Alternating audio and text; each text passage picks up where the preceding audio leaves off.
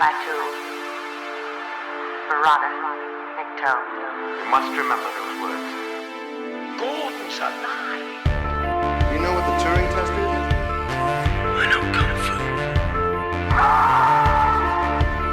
Dead or alive, you are coming with me.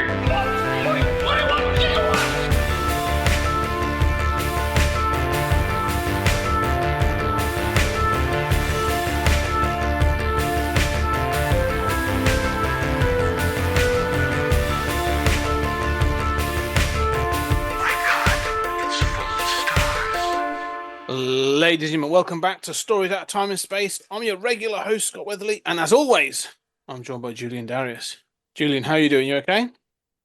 Yeah, I'm just inspired by the message of I Am Legend and Bob Marley, and I realize that love is the answer to everything. It's moved me.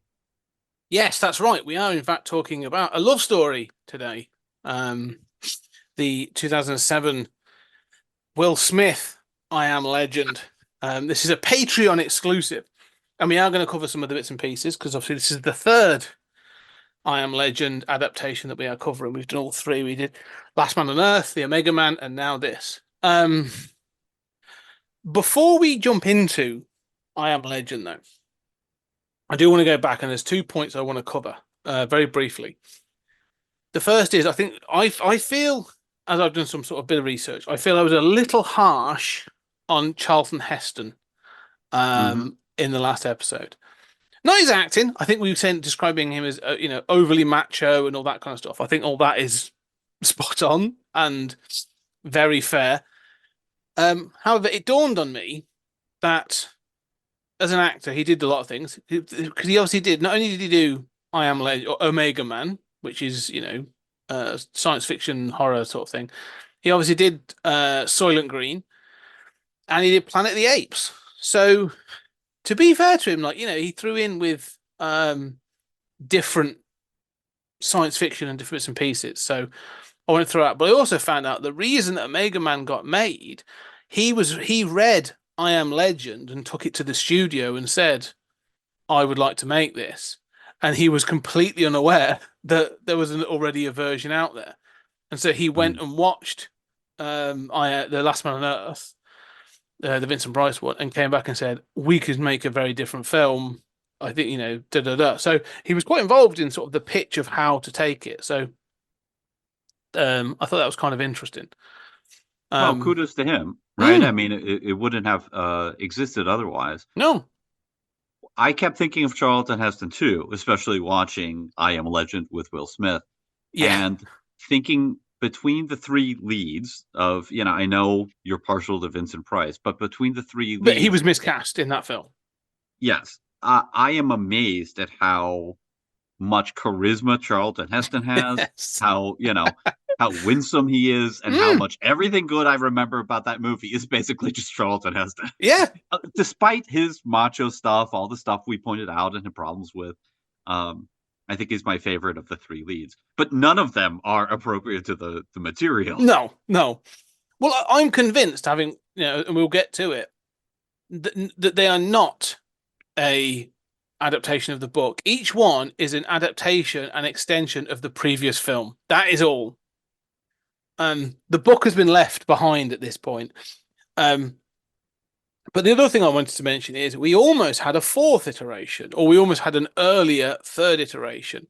So I forget which studio it is that had the rights, but in the mid-90s, Ridley Scott was actually attached and was in pre-production on a version. And it started with a very sort of pared down script. Not much dialogue in the first sort of 45 minutes, very sort of pared down, was going to be a much smaller film. And that version attracted a star that was looking for something different in the later 90s. And that was Arnold Schwarzenegger. And so Arnold was attracted to it. I'm a doctor. Yeah, yes, very much. Yeah. I am the last man on earth.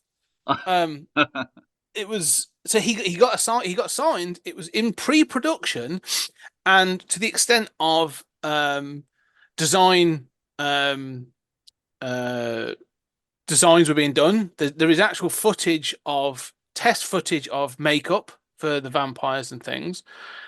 It's good. It's kind of good. I mean, it's really sort of closer to the book's description and things for the feral Mm. vampires.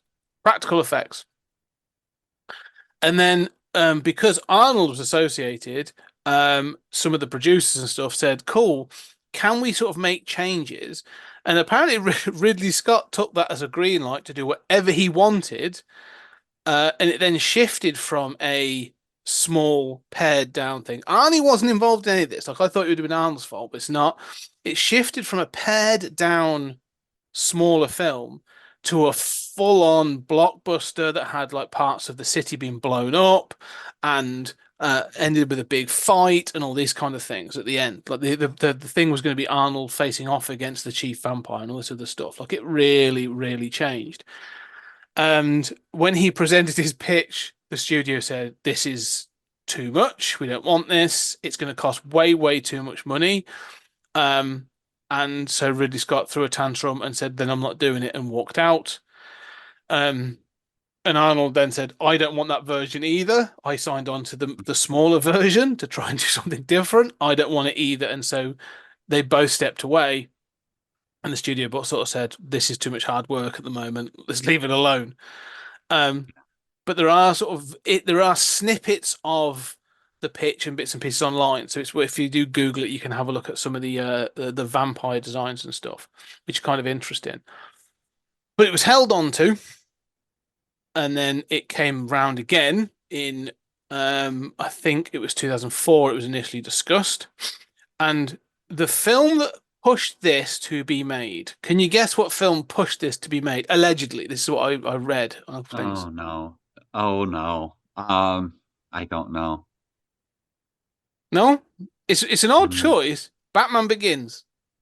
Oh God. Well, I mean, when you see Batman Begins, you instantly think, "Can I get an I Am Legend?" Yeah. Um, Yeah. the idea being that Will Smith was on a trajectory in his career in which he wanted to try other roles. He'd obviously been known for um, comedies and big action films in the 90s, Independence Day, Men in Black, Bad Boys, and he was looking to sort of pare that down a little bit as he got older. Hmm. And so he wanted to make a more grounded version. And I think he and one of the producers and the director that picked it up saw Batman Begins and was like, "Oh, well, if Batman can be done in a sort of a grounded and sort of like kind of way, Hmm. then we can do it in the same sort of thing."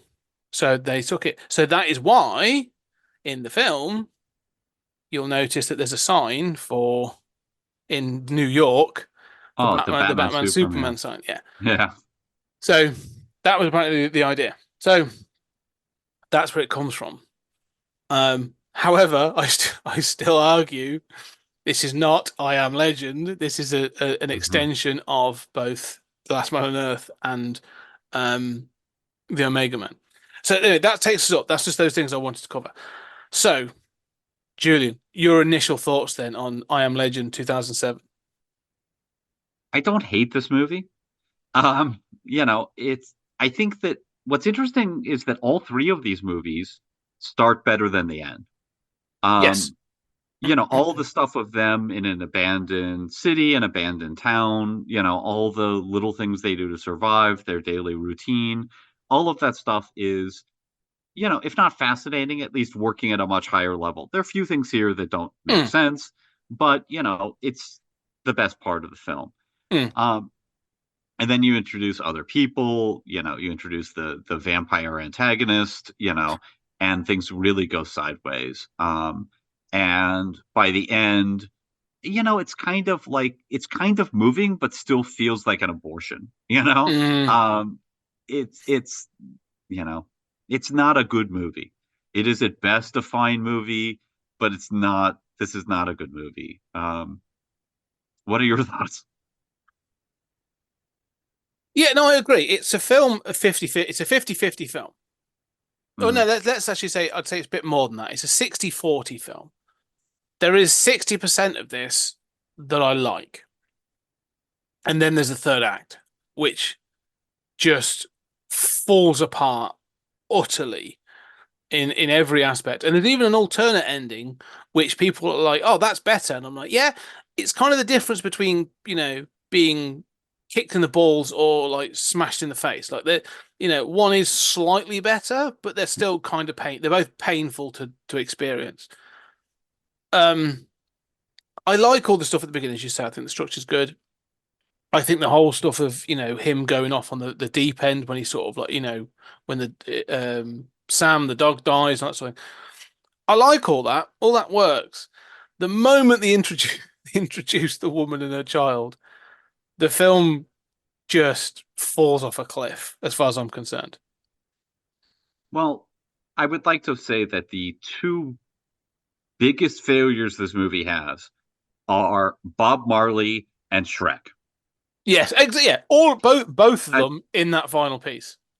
yes, well, Bob Marley is there earlier, but it's less, the point of the entire movie. I mean, Yeah, there is a point at which he's delivering uh, a monologue about Bob Marley to the woman, and it's like perfectly clear that Will Smith wants to star in a Bob Marley biopic instead of this movie.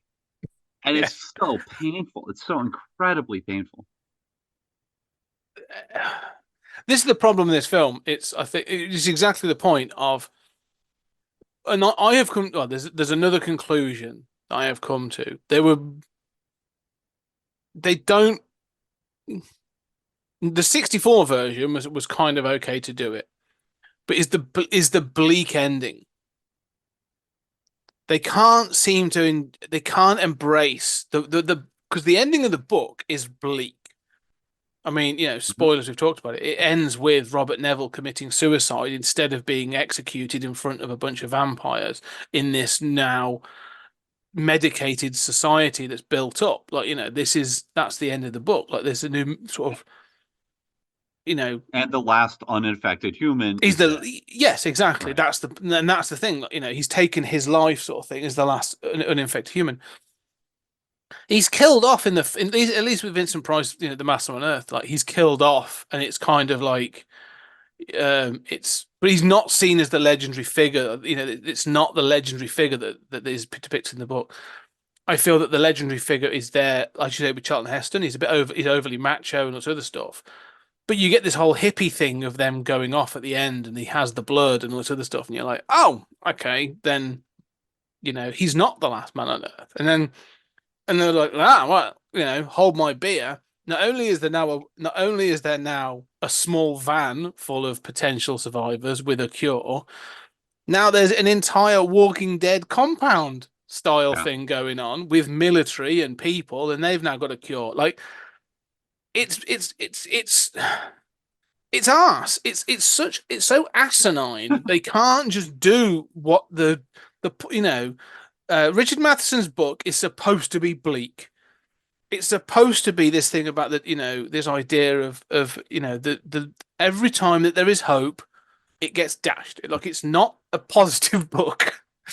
Um, and Hollywood cannot get past this need for a happy ending. Even the alternate ending Hmm. is more happy, is worse in my opinion, but we'll get there. We'll get there. Well, the two things you have to get right about the book, right, is that one, what you're pointing out, that he's the last man on Earth and he Yes. dies. He Yes. doesn't find other humans. No. That is a vehicle for losing hope and watching Yes. him go crazy, and deteriorate. So that's number one. And number two is he is a legend. The book's title comes from he is a legend, but he's a legendary murderer.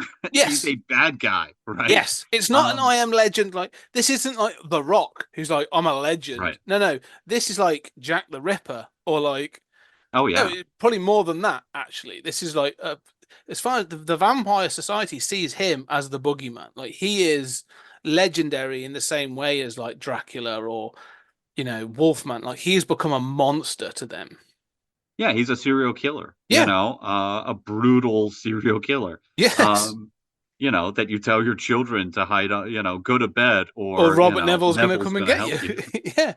Yeah. And ironically, because Batman Begins sparked this, I think of the ending of Dark Knight with, you live enough, you die a hero or live long enough to become a villain. Mm, The I am legend of the title is a villain. I am a villain. Uh, Yes. it's not I'm a badass like you said, and both Omega Man and this want to have it, that he's a legend because he helped and sacrificed himself to save the rest of the survivors, Mm, which manages to get both of these two essential things you have to get right wrong in one fell swoop. yes. Yeah. And that's the truth of this. That's the problem with it. And we'll get to, because the alternate ending of this film does try and allude to that, and I watched both. In fact, the thing is, the theatrical ending of this film is so maligned now that they have re-released the film on streaming, Mhm. and you can watch the full version of the film with the alternate ending. So, and the that will never happen, but the suggested sequel that was, I think, being touted in about 2014, 2015 was going to follow the alternate ending rather than the theatrical ending. So if your sequel's following a different ending, the one that you lost, then you've kind of made a mistake. Um, but they're both kind of bad in the same way, but for different in different parts. But let's talk about the beginning. Like I know you've got some sort of issues, but let's talk about the beginning of this film. So the first act is very much like the other films. This is Robert Neville trailing around New York City in his red Ford Mustang, out doing his bits and pieces, hunting down deer when he comes across them, but basically working and looting his way through the city, looking for things for help him to survive. Um, and he's got specific places that he goes to throughout the city to sort of spend his time, including I think, is it a bookshop? No, it's like a blockbuster kind of sort of Yeah. scenario where he goes and gets DVDs and he set up mannequins and he sort of talks to them in a different way. I kind of like that sort of, but that's the beginning. So, what are your thoughts on how this film begins? Well, I like all this stuff. I mean, the mannequins obviously is a callback to the Omega Man, Mm-hmm. with its mannequins. Caesar, yeah, and Um, everything, yeah. I will say I like this stuff. I like the daily routine. There are things he wastes an awful lot of time. Um, I don't like the gratuitous pull up scene that's just like, hey, I'm still in shape from doing Ali. Um, that doesn't work for me. I mean, the dog stuff is fine. The whole driving, like a Pontiac GT, through the streets where suddenly there are no obstacles and your plan is to shoot a deer. Like this guy is like the worst hunter Yeah. imaginable. Um, so that stuff doesn't work. And I think that, one of the reasons it doesn't work is that, in the beginning, I know like Will Smith is supposed to, as Neville is supposed to lose hope and lose his dog, and he's on a bit of an arc, of like going crazy and having these frustrations that come out when he meets another survivor. But he seems so Will Smith cocky in the beginning. Like he's driving around and you just see, he thinks he's in Bad Boys. He thinks he's an action hero. He does not understand the movie he's in. And he's not a bad actor. I mean, he's able to do, he's done Mm. turned in good performances as well as ones that I wasn't fond of, but he certainly has acting chops. But that kind of macho cocky Will Smith, doesn't work, especially given what the movie's actually trying to tell us about his character. And so there are times where just visually watching him in the car, I'm actively annoyed at, his performance. The opening scene with the red car is an interesting one because that car never comes back, but also that kind of car never comes back. Because later in the film he's just in like a Jeep, isn't he? Like he's that's tooled up to do the job he's supposed to be doing. So all I can think of, and I thought this the moment I watched this film for this time, was we need a trailer shot And I was like, they were like, we need a cool shot to put in the trailer of a fast car driving through an abandoned, wrecked New York City. And that's all I can that opening scene, because that opening scene is in the trailer. Like lots of that is in the trailer. And I was like, oh, that's what this is. It's almost disconnected from the film entirely because it's only to be put in the trailer because it makes no sense. Because you say about it's not the character that we've seen. It's not even the character we see later in the film. Because he's a lot more somber and serious and stuff after this scene. Yeah. And so I was definitely like, oh, that was for the big. That's a bit of a money shot to be putting in the trailer. That's a cool shot. Well, earlier, before we recorded, we were talking about budgets and how, budgets ruin things. And, suddenly you've got an expensive movie you've got to justify, and that leads you to make other decisions about perceived commerciality. Yeah. Well, that sounds like a perfect example. Exactly right? that. Like, yeah. That is, well, now we've got Will Smith in this. We've got, this abandoned, New York with, weeds growing through the streets. What movies are popular is Fast and the Furious. Can we do some of that, in this bleak, movie where the character dies, sure, why not? If it'll get asses in the seats. Yeah. It does not fit. No, it doesn't.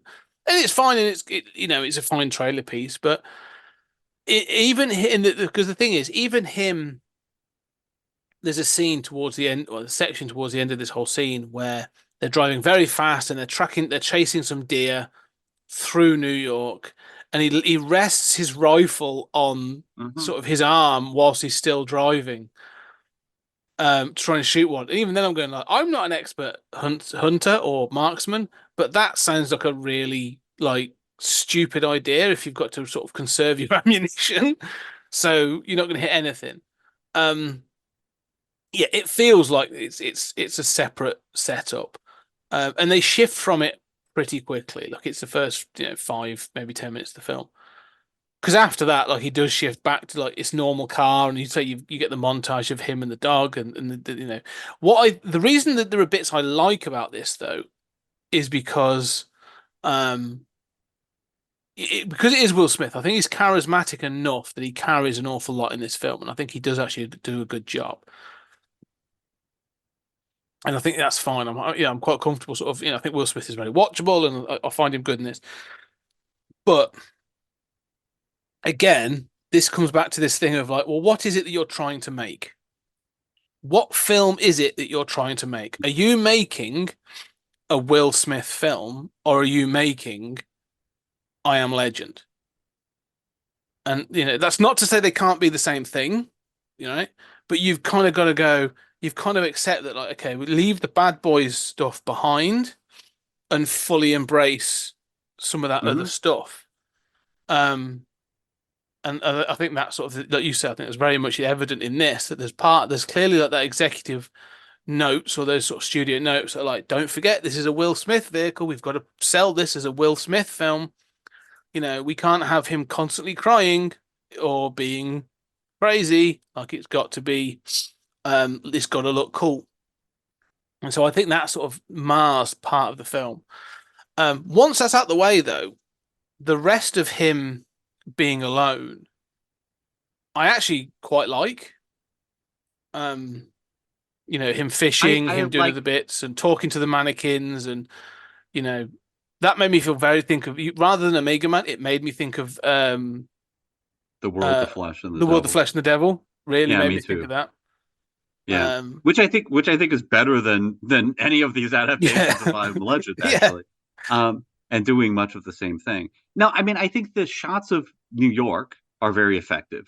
I like the landscape. I like the scenery. It's very world after people kind of thing. Yeah.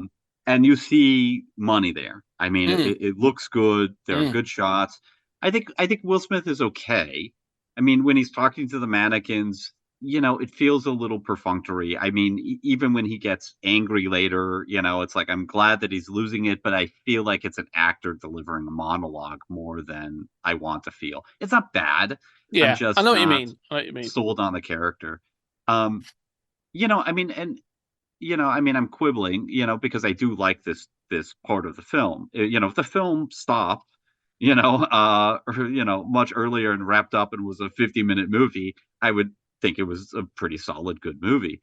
Um, but I mean, in terms of other things that kind of annoy me, these doors that he's got installed on all the windows, like he opens them all Mm. up, and I'm like, who installed this shit? Like, like this is a big installation job. Why do you open and close all of them every day? Like, I mean, I know it's the daily routine and all of that's fine.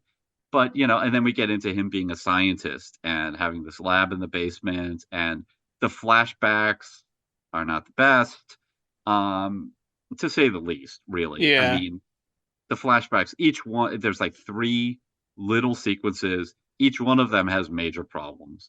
Not catastrophic, but, why has he stayed in New York? Why, like he's basically like running the CDC. Like he's basically Dr. Fauci without the conspiracy theories against him. He's also an action hero, who's, you know, I mean, and he's got a lab in his basement.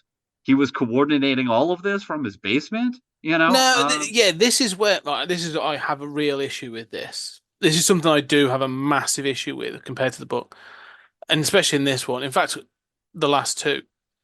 Mhm. It's clear that so for the Last Man on Earth, they were like, oh, he has to sort of talk to possibilities of what caused the illness. And so we're not willing to accept the character that's in the book that just sort of reads books and gathers information. No, let's shorthand that and make him a scientist. So they do that with Vincent Price. And then they move to Charlton Heston. Charlton Heston's like, well, I can't just be a scientist because I'm too macho for that. I'm not a nerd. Ain't gonna be a nerd. So I'm actually a military scientist, and I will demonstrate that by wearing a hat in several scenes. And they'll call me whatever, but I'm a brilliant scientist, and I'm in the army, so I can handle guns. And all right, cool. So that's Charlton Heston sorted. And then you move to Will Smith and you go, yeah, I'm the same. I don't want to be a nerd, so I'm going to be a scientist and I'm going to be a colonel in full uniform. And I'm going to be shown to not just only be a military scientist, I'm going to be the military scientist. Like the next one they're going to make, it's going to be sort of like, I don't know. I don't know how they're going to do it. Like, it's going to be the president is an action hero and a scientist and can, fly. Like, I don't know. It's just the escalation of that character, of the Neville character, is No, so what the next one will counter. be. It's so counter to the point of the book. Well, and this is your strongest point for how these are really adaptations of the previous one and Yeah, not the source material, right? And you're completely right about this escalation, right? The logical next step is, the CIA biological warfare program. yeah, This guy is the head of it, having been a James Bond, cool killer womanizer his whole life, and yes, so he's got the action chops, but also, is, CIA.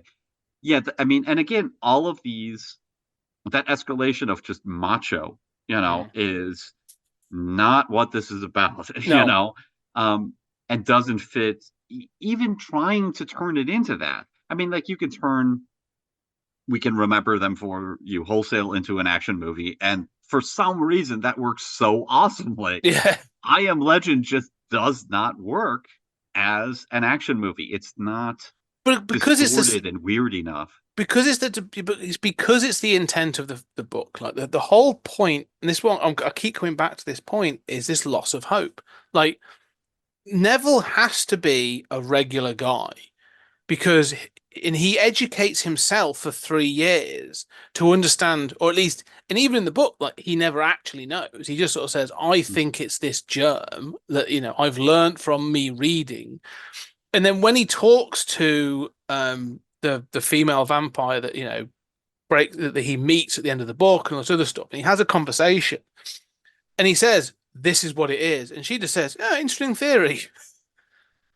It's never confirmed or denied, but the way she's sort of almost dismissive is sort of like, yeah, well, good attempt, but we've kind of solved it ourselves, but we've gone in a completely different direction. Like, we're not going to eradicate it, we're trying to live with it and do this other stuff, and that's the new society.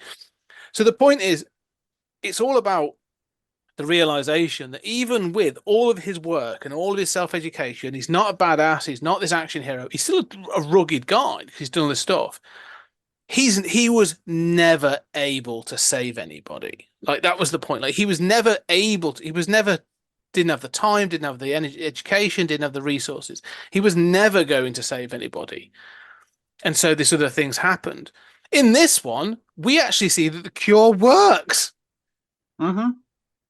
And so, they actually provide a cure by the end of this. And I'm just like, I'm almost slapping my head going like, this is because the we'll get to it. I don't want to save it because the little mini sort of monologue that comes from the woman at the end of like, he was a hero. He was remembered for his sacrifice, a hero. He is a legend. I'm like, you've completely misunderstood the point. Like, this is well, and also, the cure works a minute before. It's like, the timing is just abysmal.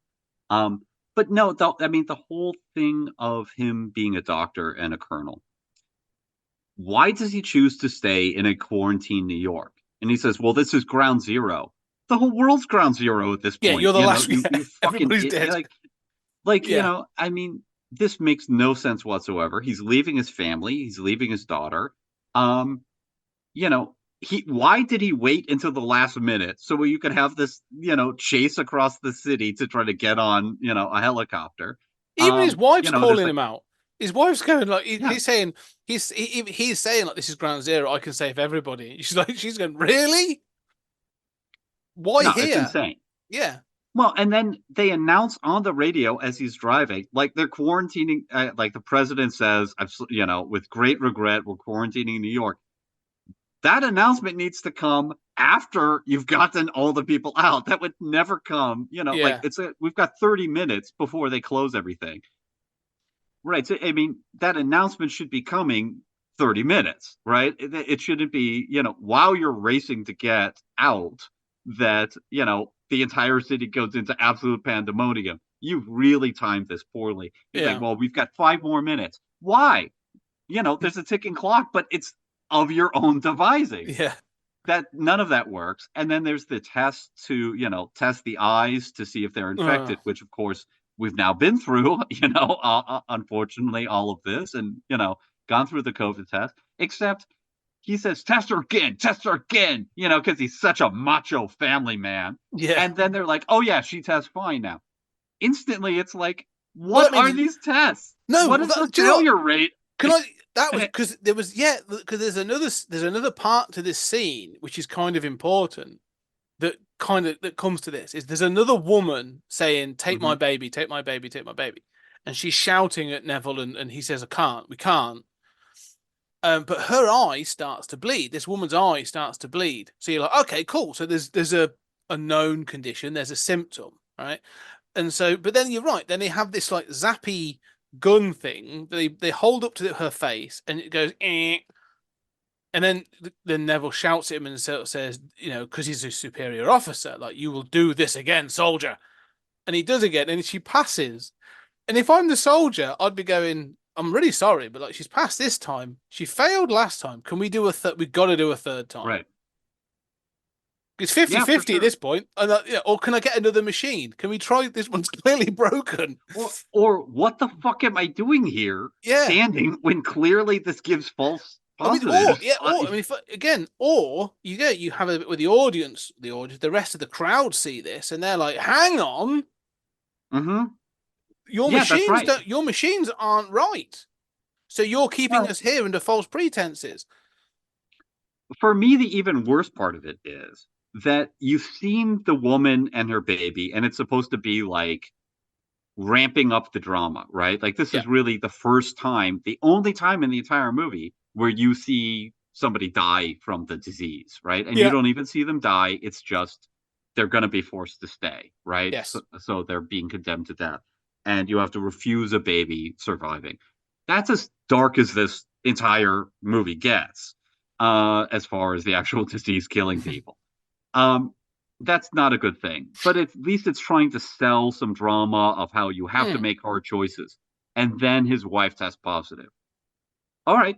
So clearly, when he says test her again, he is desperate. She's obviously going to test negative again, and he's going to have to make the hard choice of saying goodbye to his wife and get the daughter on the chopper or whatever, right? Except magically, she tests. So from a narrative standpoint, you've set everything up to achieve a effect of saying, oh, this was terrible. You had to make tough choices, except the universe connives to ignore all the rules of logic, all the rules of, in order to not make this character die. That is so offensive to me, as a writer, and as a viewer. It's really, really upsetting. Yeah. No, this whole flashback scene is, it feels to me like all about, like you said, the drama. It's like, what can we do to try and ratchet up the drama? What can we do next? What can we do? What can we do? Like, it's not about storytelling. It's literally about how can we make the scene feel more tense. Like the way that it's filmed, the way that it's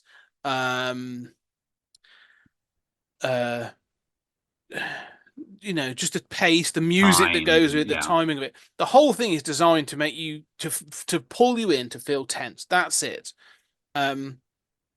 And it kind of like, I don't know, it sort of works, but it's not great. It's sort of, it's because it's one of those things that once you start taking it apart, you're like, oh, this doesn't make sense. Like, this is rubbish. Well, yeah, and I think you're right that it's like trying to ratchet up the drama, but it also like you're about to kill the wife and kid anyway in a helicopter collision, right? Why not just have her be infected and it would achieve much better narrative function? You've set that up. That's maddening. And then as soon as the curfew falls, you see these jets come in and shoot missiles that blow up these bridges. And in the present, I like seeing those destroyed bridges. Again, it looks great. Right. Explosives are a thing. There's a reason why we don't destroy infrastructure generally with jet-fired missiles. Okay. They're not designed for that. They're not designed to destroy bridges, which are really small targets, because they're not coming in from directly overhead where you can hit the base of the bridge. They're coming in sideways. Besides the fact that that's hard to do, it's so much, it's expensive. It's like set charges on the bridges. Why, but again, it's more dramatic to show the planes flying in and shooting missiles at bridges, in New York City. This thing of destroying the bridges is utter garbage in its first place, because we've seen, we're talking about Batman quite a lot in this episode, but like Dark Knight Rises, which isn't the best of the Nolan ones, but that has the sort of the bridges to Gotham, and it's that thing of, we're quarantining Gotham. Are we going to blow up the bridges? No, we're not, because we might need them in the future. So we're actually going to build barricades and have them. We're going to build double length barricades on the bridges and then have them manned. That's how you quarantine a bridge. It feels so weird. Yeah, I agree. That bit of, because the other thing I want to point out, we're talking about tension and about these things in the story, and obviously, we know that in each iteration, it's at least acknowledged that Heston, you never see his wife and kid, but this acknowledgement that Neville has a wife and daughter. That's always, it's, you see it in different versions, or it's at least acknowledged. But the point of the wife, and it's in the first film, it's in the book, is that his wife does die, and Neville can't accept that she's gonna turn, and so she then comes back, and it's him having to face up to the fact that she's returned, and he has to take her down, a bit like he does with Sam the dog later. But that's why I think, like, if she was to be found Like, again, this is that thing of the Hollywood thing. Well, we can't have the wife and daughter die in it. Well, we're going to kill them off Hmm. in a helicopter crash. But like, yeah, but that doesn't help.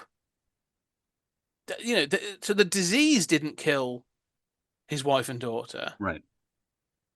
But that's kind of the point, because that makes the disease the enemy for Neville. Like, but no, because he has to save everyone. That's the point. He has to save everyone because he's a world-saving hero. And you're just like, oh my God, that's the the nonsense of it is so irritating. Well, on Batman, having been a fan of the comics, there's that whole storyline, No Man's Land, where Oh they yes. quarantine Gotham, in Mm, the 90s, which was influential on all the Nolan movies. yes. And I always think about that, and that's a cool sort of thing. But as you say, it's not effectively done here. What do you say about her dying in a helicopter crash? This is so baffling, and you're right that for as bad as those sequences were with the child actor in Last Man on Earth and, the wife coming back, but you don't see I'm that's blind. the best. I'm blind. Yeah. Exactly. That's the best version of the Yes. family's death. And it's still shit, like, but this thing that you're saying here, the virus needs to be the bad guy. Yeah. We never see the virus kill anybody. No. We see a helicopter crash. I mean, it's like this is, If you know, these like hit, it's not a military movie. if It you needs, want to see, we need to yeah. see the Why are virus we? killing people. Well, And, we don't know. We don't know what the virus is doing to people. All right. We don't know what it does to people. You said we never seen anyone die from it. Okay. We don't see anyone turn or anything like this. And we've done this.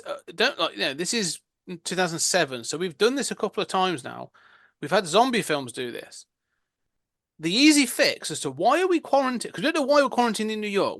What's wrong with New York? Why New York?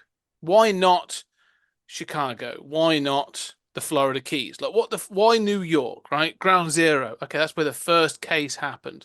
We're trying to stop it from spreading to the rest of the world or the rest of the country. Yeah? Let's take that as a standpoint, right? So this thing of Neville staying in New York is because that's where it started.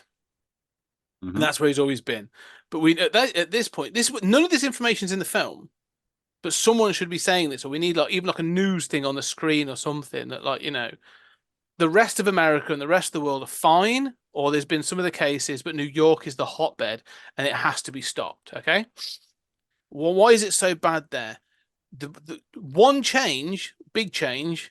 Okay, the woman that has the eye that starts bleeding goes berserk and becomes a feral vampire and starts attacking people. And you're like, oh shit, that took all of 2 seconds for that to turn. Like this is a dangerous, Mhm. this is a virus. Like this is this is like Snyder's Dawn of the Dead kind of virus. This is running zombies and all that kind of stuff. Like this is dangerous. Oh God, yeah, we've got to do this. Like you've got to show the impact or the actual virus and what it does to people. And so I don't know why we don't have a scene where like Neville's wife should be infected.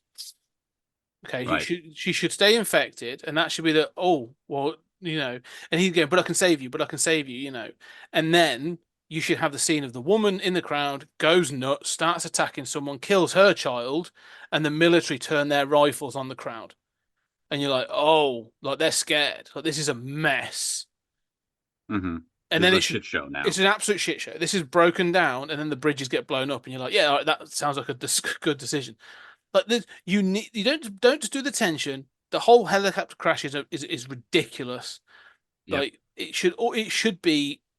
The zombie films have done this a number of times. It's a cliche, but it should be. The reason is you need to see the dangers of what it is that could Hmm. happen. Why this became such a nightmare, and I don't buy it. Right. Well, and it's amazing how it never depicts this. But I agree that version would be much better. But there's a basic lack of communication about the essential elements of the story here. Which is not only what is the effect of the virus, right? So you start with these footage of a doctor who says we've cured cancer, right? And the idea is that this is some kind of like genetic manipulation. We're using the virus to cure the virus. Somehow this got loose, and through some kind of unexpected genetic mutation, implicitly that started Yes. the virus. So, Except we don't know that. well, We just have that footage at the beginning. so Nobody really says you that. do no, you do. You know it for two reasons, and both of them are to do with the name. Mm, So, mhm. played by Emma Thompson, another actress I kind of like, and I like seeing in things. Small little role, but she's called Dr. Crippin. Yeah. And what did Dr. Crippin? Well, Dr. Crippin killed his wife, but he's known better. More importantly, for he was arrested, internationally, but he was a killer. So he's a doctor that kills people rather than saves people. So Dr. Crippin. So that was all. That was my first hint that Clue. she's the first clue. Yeah. And then later on, when Neville talks to the woman that he finds, he says, I was looking for a. No, he doesn't know. It's not. It's when he's doing his own research. Sorry, he Yeah. refers to it as the Crippin virus. Right. But those are the only indications Oh we yeah, have, right? yes, 100%. Like that is. It's only a hint. Like if you're not Yeah. listening, like you will never know. You'll be like, "What's that? Why does that woman appear at the start of the film?" Like, yeah, Right. And then, you have, along those lines, you have the quarantining of New York. Well, we just went through COVID, right? yeah. COVID was worse early on in New York, right? Because it's a dense urban population Population. with a Yeah. lot of travel. Um, okay, so that's understandable. But by the time it's bad in New York, it's also throughout the entire Yeah, country, it's bad right? everywhere. Which clearly is the case in this movie too, right? Because everybody's dead around the world. So what was the point of quarantining New York? There needs to be some explanation for how does the virus work? How is it related to the footage at the beginning? Why are you quarantining New York? How bad is it around the country when you're doing that? None of that, and show us the effects. Yeah. You want cheap drama? How about instead of him having to race to the docks, you show us the drama of somebody becoming a vampire? I mean, there's just a Yeah. basic Turn it round. disinterest in communicating basic facts. Turn this scene around. If you turn this scene around, I think it would work better. And by that, what I mean is you have him, as you said, like they've left it at the last minute. So they have him racing to the scene to push through the crowd to be evacuated. Okay. Or at least to have his wife and daughter evacuated. And then you get she's infected, she's not infected, whatever. Right. I'd flip this around. I'd have him in a queue. He's there working with the soldiers and everything, okay, to get people off the thing. So he's there on time, his wife and daughter. But he's like, yeah, look, I will be the last on the helicopter. Everybody else has got to go, right? But the crowd is surging forwards because they see this as an escape route from the thing. It goes wrong when all of a sudden you hear screaming in the crowd at the back. And then they pan the lights on or whatever, and all of a sudden you see people going nuts and that they are turning and they are attacking each other. And then, it then becomes the shit show that we know it would become. Like the soldiers open fire on the crowd trying to kill those that are attacking things. That's when you get Neville sort of trying to push through we've got to get on that helicopter now. And that's where, she can then be found to be infected, keep her infected. Mm-hmm. And so they're like, but we can't put the daughter on the helicopter. So he's like, but I've got a cure. I know I can cure this. So I would then have them racing away. The bridges are shot out, helicopters go down, have Neville and his wife and daughter getting back to a car and racing through a crowd to get to somewhere they can hunker down and back to his lab so he can cure his wife. That's very smart, and it solves the problem of why he stayed, right? Yes. Because he's got trapped. a lab at his home. It's not Yes. his main lab, and he's doing it to save his wife, Yes. right? But unfortunately, he watches his wife die. Then he watches his kid die. Exactly. And he's a broken man stuck in New York City with a lab in his basement, and that answers a lot of problems. That would then link better to the ending that they want to present to you, which is that there is the end of it, especially the alternate ending, which is that there is a connection or a relationship between this sort of like, I don't know, lead vampire monster and the female vampire that he has in his lab. Right. and that it's a rescue mission. That then makes it the same as him. Mm. Good point. Right. So And he that sees the the parallel, parallel. right? Yeah, I'm doing to you what was done to me. exactly. And so, that's when he looks and realizes that he's not saving, that's when you see the wall, which they try and show you, of all the photos, all the Polaroids he's taken of like the dozens of specimens he's taken that have died over time. And you realize then that he's like, oh, yes, I am the monster. I am, I am legend, sort of thing. And it's closer to the book, but at Right. least that would run parallel if in this version of it to, oh yeah, because this scene, I think this flashback it's all flashy and everything, but yeah, it's wrong. It's totally wrong. So Yeah. there you go, No, fixed. and I love that solution, right? And Mm, the ending should always be woven into the whole piece, yes, Um, so that's very clever. It certainly works. I'm sold. yeah. There you go. We're about what 20 years We're too late, 15 years too late, but well, even that idea that the vampires are conscious and of the alternate ending when they're looking at drugs. mm, And the version that I watched for this was the theatrical ending, but it still has the wall of the Polaroids on the wall, it and he does. looks at them before Mm, the explosion. And it's also clear in that there is a connection between the lead vampire and the girl he's got, because the lead vampire sticks his face out, and there's this whole monologue as he's recording and saying, I guess it's a soliloquy where he's recording and he's saying, you know they're acting irrational, maybe they're desperate for food, and that's why one allowed his face to be burned, mm. in a ignoring survival instincts.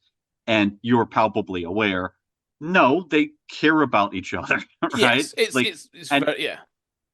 but I think that's interesting because it dramatizes this idea of the other, and how, if you see the vampires as unthinking, animals, then, this has been said, when unfortunately, poor people, black people, Hmm. Jews, when, their children have been taken away from them, you will find, in olden years, press clippings that say they don't feel mother love the way we do, and this kind of otherization, of depriving people of their emotions. And so I like that scene, but again, it's not followed up, No. except a bit in the alternate ending. But what I find boggling about that is that it's crystal clear that the vampires are thinking, feeling people Yeah. all along, right? Like, not Yes. only has does that guy clearly care for the woman who's you captured, but then that same guy sets up a trap and is commanding dogs. Like, Yeah. when you're Yeah. releasing dogs, that you have this, clearly you're a thinking person, right? Yes. Yeah, and that's the thing. It's all this, and that's fine. I'm happy to present that in the film, that we recognize as a viewer that they are thinking, feeling beings, but Neville is blind to it because of his grief and rage, and that he's like, yeah, but I can make them human again. That's the point. Like, yeah, I can't. They might have feelings, or whatever, but they're not human. I can make them human again. Like, that should be the driver. And should probably even be a discussion held at some point. Um, Mm-hmm. and yeah, because you're right. I don't, yeah, because the other problem with this other thing, the other problem with them being an other, and it bothered me more this time. And I've watched this film a couple of times, but this film, for some reason, it stood out so badly in this one. Is how piss poor the CGI is in this. And these vampire things are so weirdly rubbery, and their jaws go, ah, they sort of open their jaws, and it's just all over the place. But they feel, it's almost, there are scenes when it's almost like Roger Rabbit, when I'm like, oh, it's a cartoon character in a real world. Like, they look so out of place that the texturing and shading and everything on them is so almost incorrect for the scene. It's incredible, but they just look so.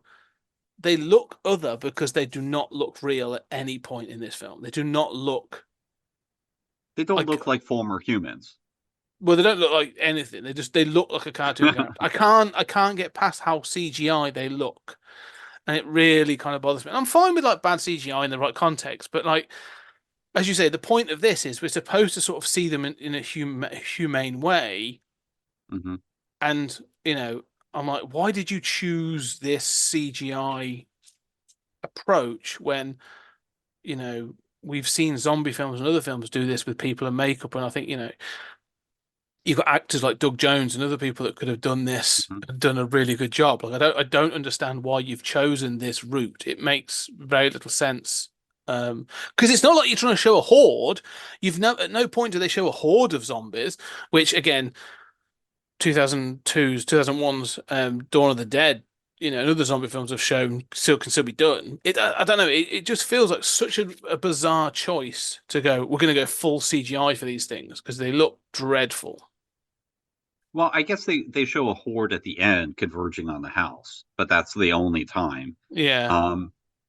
But yeah, I mean, I agree the CGI is bad. I really don't like the depiction of them because it makes them seem so inhuman, so like how is somebody this uncontrollably violent and body distorted and whatnot, yet still making a trap?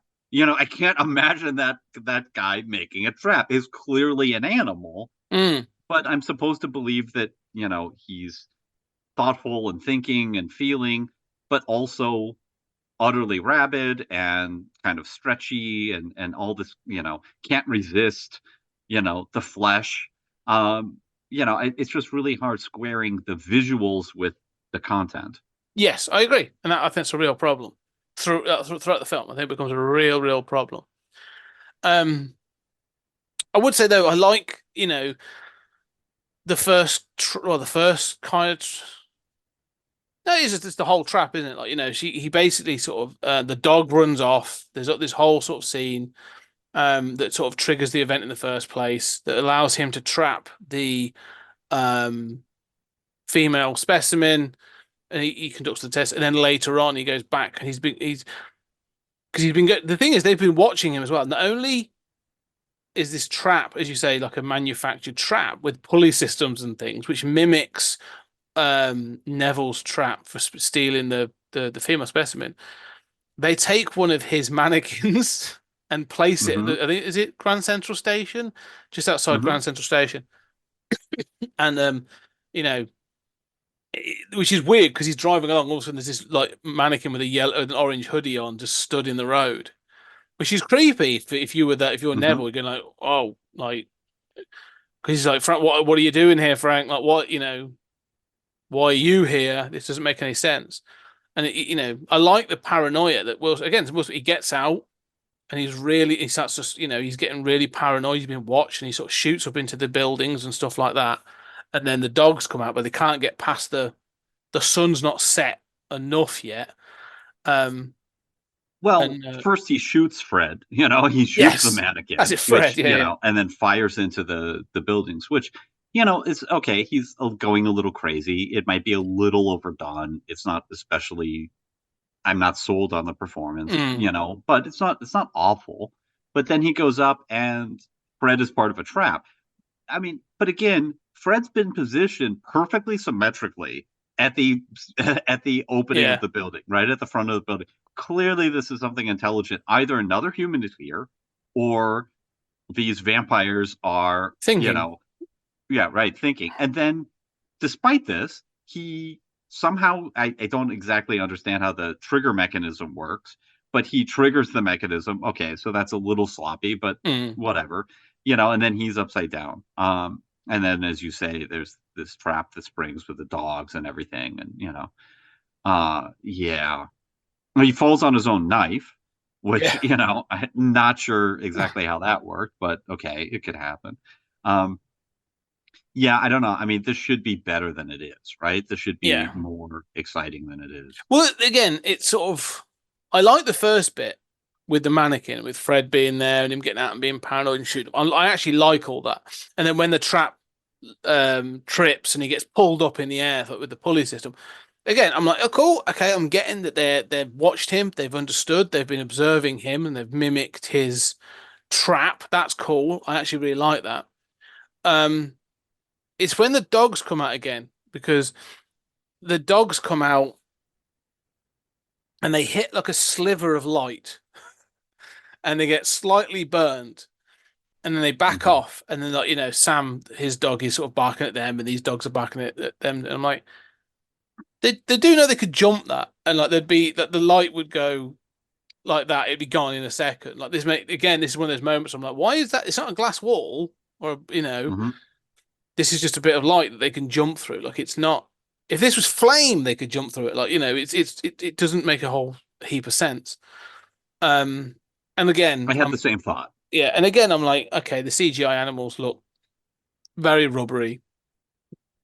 And if it was partially good, I think it's one of those things where I'm not proud of it, but I've seen the Resident Evil movies, for my sins. Yeah. And in the first one, they have like skinned, zombified dogs that Mia Djokovic fights, and they used actual Dobermans and modeled them up, and they look pretty. And they look better, and they look way better. They look really good in that film.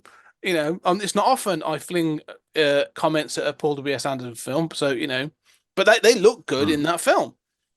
And so again, I'm looking at this and thinking, why have you chosen this option when we know weird CGI dogs who also, it should be pointed out, are all identical? Yeah, they're exactly. all about the same size as Sam. Yeah, it all feels very rubbery, very sort of, it doesn't look great. And I am thinking, like, there are better ways there's clearly better special effects ways of doing this. And this is shoddy. So can I point out a couple things that also really bother me, that are at this point or earlier? One is that whole sequence in which Sam chases a deer into a building. Yes. Okay, so first of all, you have a dog who you've been around with, you've been in these scenarios. Obviously, the dog is not trained to stop, right? Which I'm sure would have been a problem before now, but okay. Yeah. So it disappears. I don't know where it goes to. I mean, it's gone upstairs and it's hiding, and there's a vampire in the room who he's too scared to come out. The vampire kind of is there. I don't know how he got in that situation. It's very confusing. But then he goes into the building. At one point he says, Sam, I gotta go, but then seems to think better of it and goes inside, goes upstairs, and he finds a horde of vampires all around like a table. And he shines his light on them. What are they doing? Don't know. Why are they all, do they not see the light? This is, having said Resident Evil, okay, I think that this felt to me like you've played on, you've like Silent Hill or Resident Evil or one of those games. Mm-hmm. You know these things because it's part of the lore. It'll be part of like your tutorial or whatever. Like, you'll be shown this stuff. But this felt like that. Like, oh, there's a kind of zombie or a kind of monster that like they huddle together in the darkness. But if you shine a light on them, they'll scatter and they'll become active or whatever. And in the game, you'll have the dark off, and you've got to try and maneuver around them in the dark, kind of thing, or with minimal light or something like that. Right? That'll be the game mechanics. It felt like that, where I'm like, oh, they're all huddled in the darkness because that's creepy. Mm-hmm. That's it. But that was the only thing I could think of. I was like, oh, because that's how it's. But again, we know nothing about these vampires. We don't know anything, which is increasingly irritating because he's been studying them for over 3 years. He's been wiping them out building to building. So that we need a mechanism in the film that starts giving us information about the lore of these vampires. Because you're right, I don't know why it happens. Yeah, it makes no sense. They should sense that light. It and might be a react. video gamey kind of thing where it's like if the light isn't on them for longer than 2 seconds, the bot doesn't realize it, Mm, but that's really stupid. Even the way he behaves, he's kind of covering the light and uncovering it, which makes no sense. I sort of assume that that's to lure them out when there isn't the light and then yeah, reveal them, except that's never explained. It doesn't really make sense to their behavior. And then he's clearly, although he's supposedly a colonel, has never gone through a building with a gun. yeah. Like, he's aiming it Didn't at the floor didn't for get like to 30 seconds at a time. yeah, didn't get to urban warfare in his No. courses. Yeah. He's not even covering his corners. I Mm. mean, it's really not great.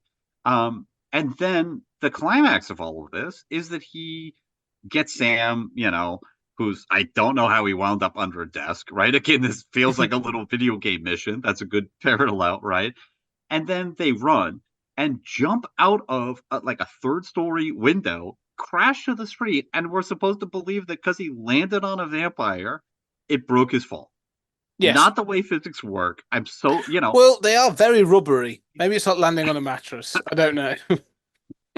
well, what we were not told is that the virus turns everybody into like SpongeBob SquarePants. Yeah, yeah. You know, Flubber. They all become flubber. That's what it is. no, I mean, and how did the dog survive? I mean, you know, what flubber did he land on? I mean, there are these moments in movies where I just say to myself or whoever's there, yeah, he's dead. Yeah. You just watched him die. Yeah. Yeah. So that whole sequence is poorly done, mind-boggling in its inexplicable ability to communicate anything, and just mind-bendingly stupid. Again, this is where, in conjunction with if we've recontextualized the flashback, this should be the scene that now tells us what the modern vampire is like. Mm-hmm. This should Right. be a short scene where we've had the flashback, which told us our origin. They were animals. We've seen the animal behavior in that initial stage. Right, we've seen them going rampant, or through a crowd and everything that happened. We now need to see what they're like 3 years later. Mm-hmm. And this scene should do more to provide us with lore that goes with these creatures. And again, I should say it doesn't. It doesn't really provide anything other than for him to go, oh, this is a place where there's a set of vampires. I can steal a specimen. Yes. Right. That's ultimately what's important. And to give you a little action scene, Yeah. I mean that's kind of the point. Yeah, I don't know. The other thing that really, and it's part of the wider problem of this movie's inability to communicate basic essential facts of the situation or how this virus works. Mm. Not utterly, but in some basic ways. The other thing that I'm really bothered by in this earlier bit is him, you see a map where he's going building by building and kind of putting X's. Although he spends an awful lot of time fishing and on the docks, he doesn't seem very interested in that mission. But of course, it's like perfect circles that the set designer has made on the map, and then he puts his X to it. Okay, whatever. Okay, it's fine. But we never see him actually killing any of those vampires. Nope. We never actually see him doing the house-to-house stuff because it's more interested in the last man on Earth hanging out and chilling with mannequins.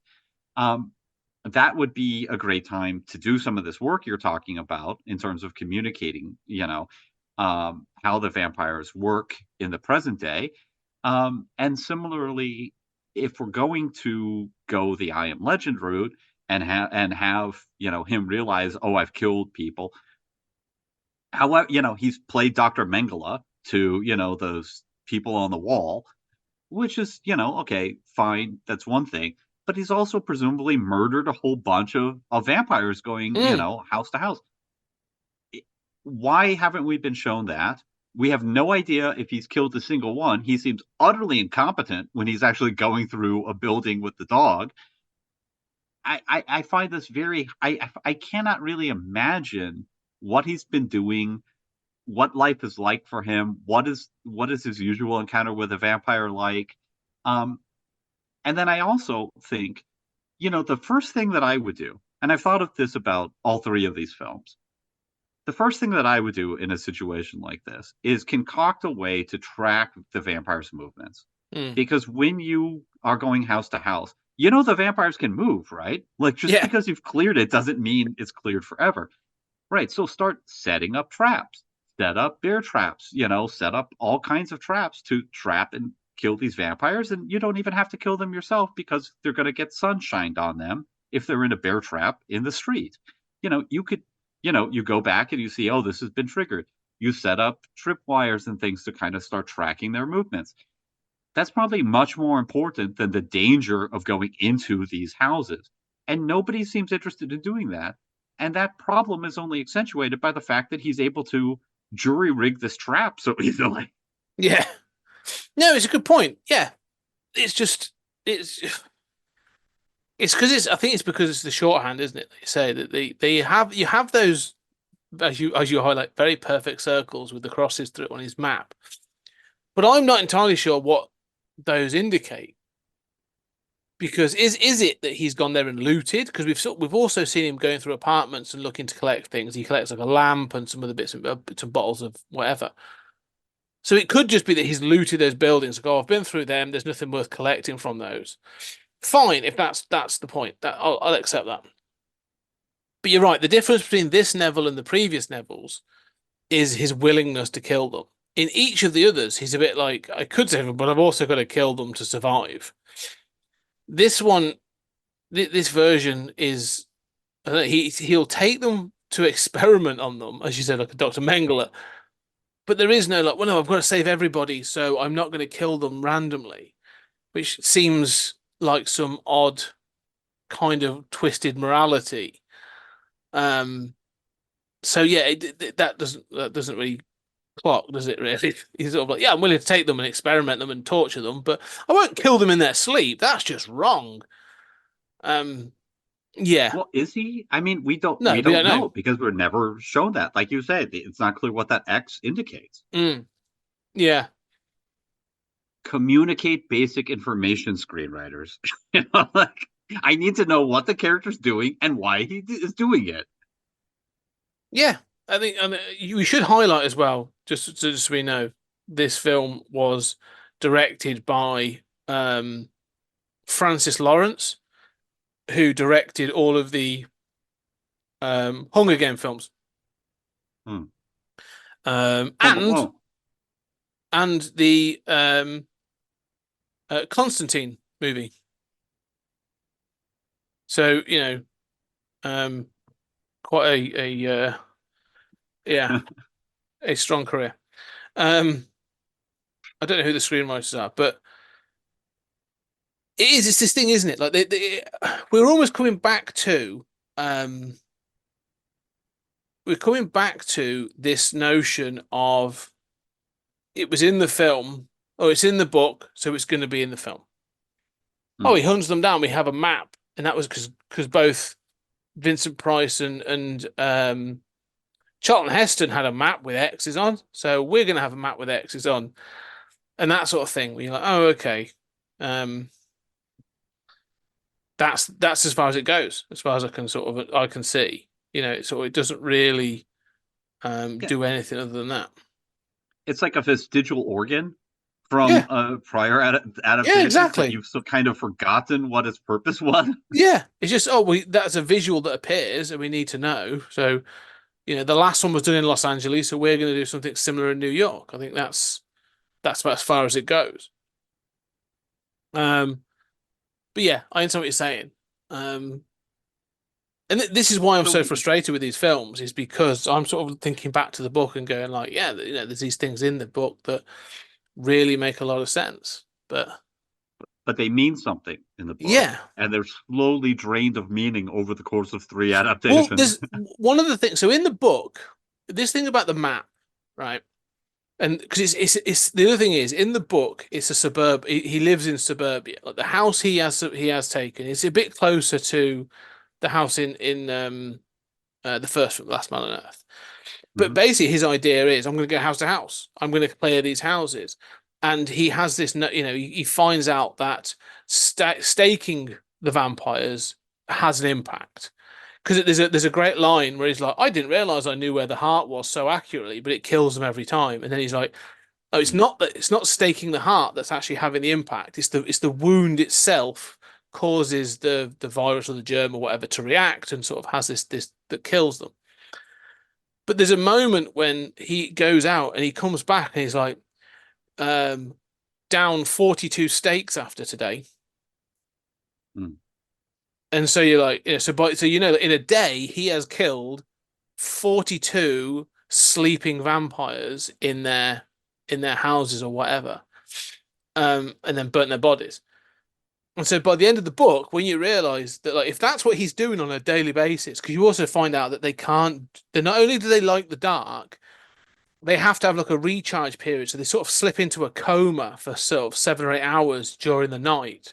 During the day, where they are vulnerable. Like they can't, they are wholly vulnerable.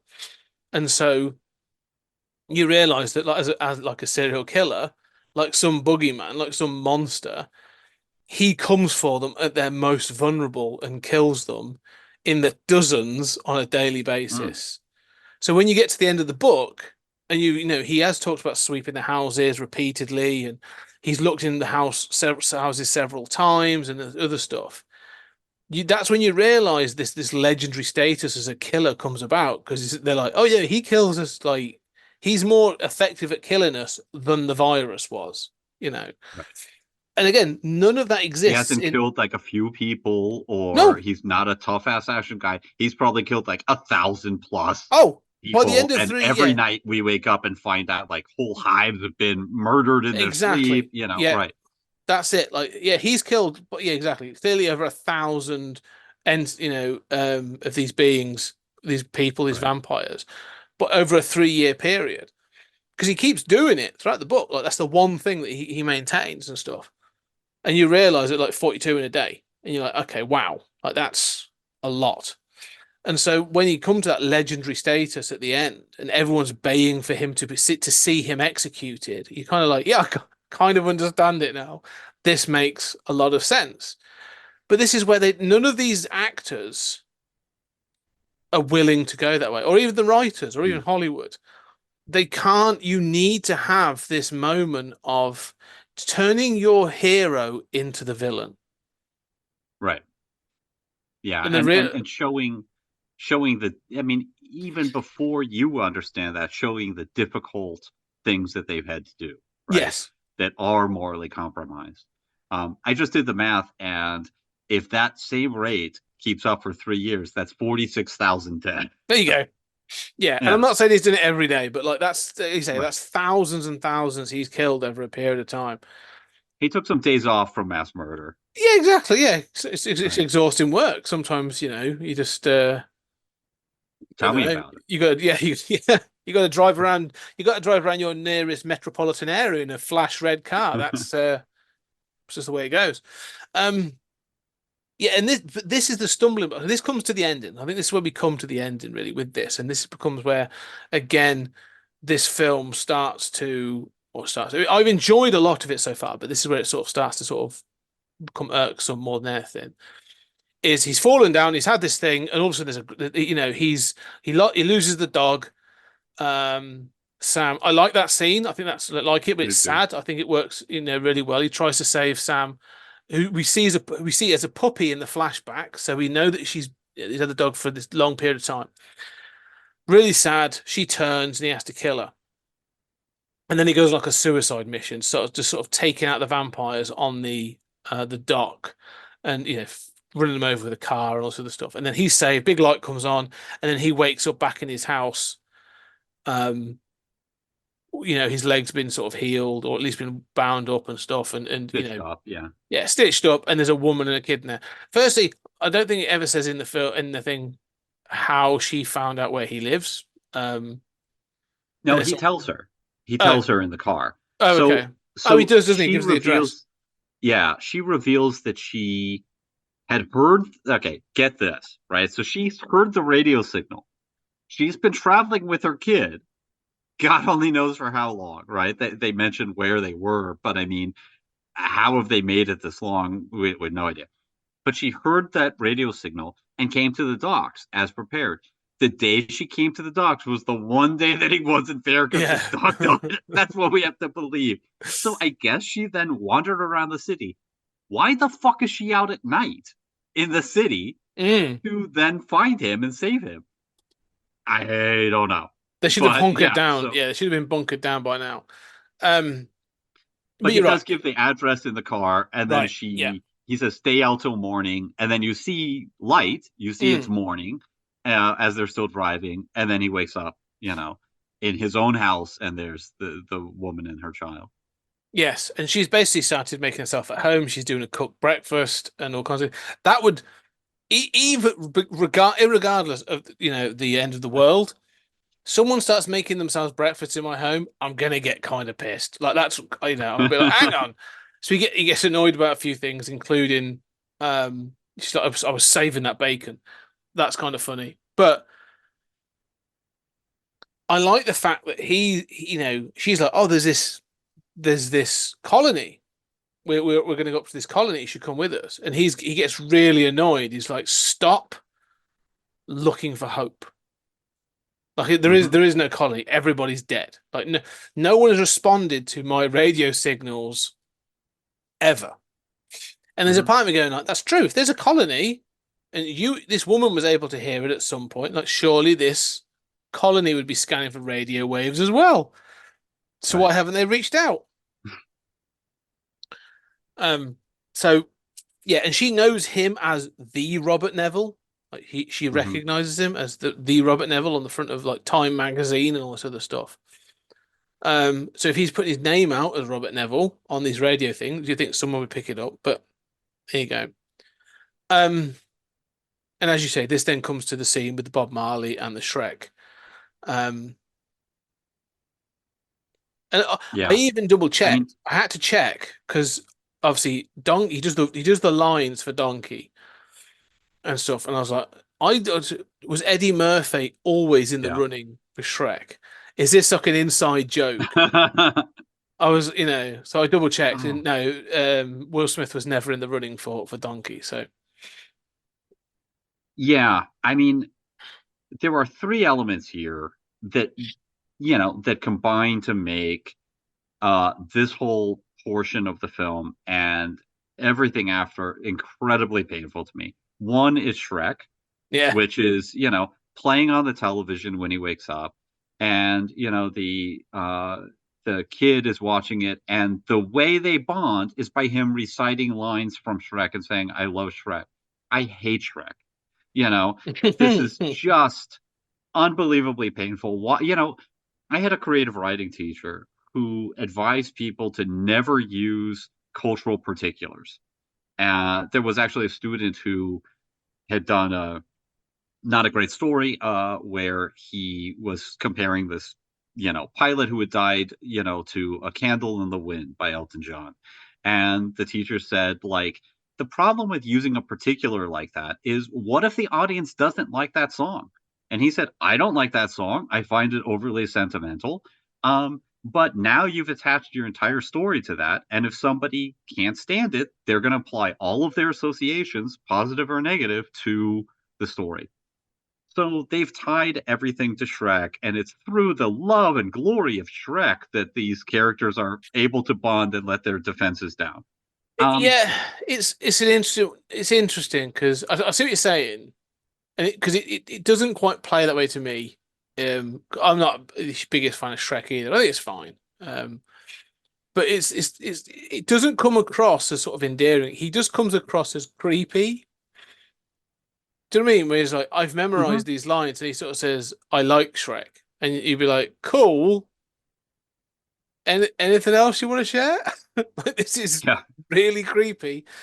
So yeah, it doesn't quite work. But she makes a good point. Like, you're not very you basically lost the ability to talk to people, which is fine. That's all from the book. His paranoia sort of I like the fact he's kind of paranoid and a bit worried about them and who they are, what they represent, and that sort of thing. But yeah, the Bob Marley thing is the worst bit. Well, he introduces her to his music, to Bob Marley, right? The best album ever, right? Okay. And you get look, I like Bob Marley. Okay, I've got Bob Mm. Marley on every device that I own, all right? But the one thing I cannot stand is this like cult of love shit that like music was going to change people. What hippie fucking nonsense is this? And then he says, like, well, he had been shot and he still did a concert. And I literally shouted at the TV. He was a fucking singer. Yeah. This makes it into like some kind of like messianic thing. No, I mean, he was a singer. And then it's like, oh, his music is all about love. And then they play a song. There's no love in that song. That song isn't about, I mean, I hate this cult of like, well, if we all were united by music, then we'd all see I we're think one race and I one think people. I think you'll find Bill and Ted have got something else to say about this. I think they will write the song that will unite the world. Make everyone be But that's a excellent to each joke. other. I mean, like Yes, that doesn't exactly. take Yeah, it yeah, so yeah, seriously. yeah. That knows that idea is stupid. Yes. There are Bob Marley fans who don't know that's dumb in Bill and Ted. Yeah, and it is so silly and so overly, almost so melodramatic in the way that they present it in the film that it is kind of cringy. And so yeah, I'm almost as confused as the actress looks in the entire scene because she's a bit like, what? Okay. So yeah, it doesn't work. Not only does it not work, it doesn't add anything to the story. I get what they're trying to say. I get what they're getting to with the film and what this thing of love and oh, we're going to find out that the creatures have love and affection for each other, kind of thing. But but because it's not evident enough, it doesn't work. It just doesn't play out. So it's a silly scene. But that then results in that night it builds up to they were followed to his house. Go on, you say something? The third thing that I'm really annoyed by is she came to New York because God told her to. I would have completely forgotten about that. Yeah. She is a devout Christian and she heard God's voice and God told her to, right? And even though he's a scientist and says there is no God, right? So this, and when he was rescued, there's a cross hanging in her car, a silhouetted against the light, right? Like, it's like nothing is subtle about this. And now they've turned the movie into a referendum on God. Like, that is what the rest of this movie is going to be. Like, holy shit, this is dumb. Like, the rest of the movie turns into I love Shrek and Bob Marley and Jesus. Yeah. Okay, that's what I want in a vampire movie. Yeah. Well, it gets kind of. This isn't the worst part for me. I let all that flow over me a little bit, where I'm just like, I'm letting that all go. The Bob Marley scene is horrible because it is really uncomfortably badly done. I kind of there's part of me that likes the awkwardness of the Shrek scene because he's trying to talk to kids and people, but he doesn't really know how to. So I think that part element of it works for me. We'll get very quickly to the bit that I was kind of it's one of the things I hate in many things, and in the alternate version is actually done differently. But the they get attacked. Anyway, basically they've been followed, and there's a big attack on the house, and he has set charges and in the surrounding area, so starts blowing stuff up, and vampires are getting blown up left, right, and center. The explosions actually damage the protections of the house, so they weren't very So well done. Your own defenses make you more vulnerable. That is ridiculous and ludicrous to the extent that the vampires can get in the house. So well done, Will. Big fail. But they do. Anyway, they're not fighting their way. They get down to the basement and they find out that for the female specimen that he's had down there, the version of his cure has actually started to work, and she is reverting back to a human form. And then but they close the glass doors as the vampires are coming down. The house is burning. Da da da da. Right. So they're now trapped with this female specimen in this glass cabinet area. And the vampires, and then the chief vampire comes downstairs and starts hurling himself at the glass. And he remembers something that his daughter said, because the glass splinters to look like a butterfly. Mm-hmm. And so then he's like, and his daughter said something about the butterflies and how they, I can't remember what it was, but then he's like, butterflies. she likes basically. butterflies Yeah. or something. Yeah. So it reminds him of his daughter. Yeah. In the most cliched way imaginable. I hate things like this. Go on, Scott. So then he realizes that she's actually, there's a connection between these two, this chief vampire and this female specimen, and so he decides to give her back. But before he does, he takes a vial of her blood because it's clearly worked. So there's like antibodies or whatever in the blood as a sample, much like in the Omega Man. We've had the same thing. And he puts the thing out there, and then by doing this, and giving thing back, they do look at the photos. You see the Polaroids on the wall, and then he gives the woman and her child an opportunity to escape, and he pulls out a grenade and kills everybody. The end. Yeah. Well, pretty much. Okay, so let's be clear. He puts them into a chimney, which is in the back of the glass enclosure that he keeps people in. Yeah. He keeps, zombies. My question to him would be, your understanding of explosives hasn't proven to be great so far. I'm not sure I trust you.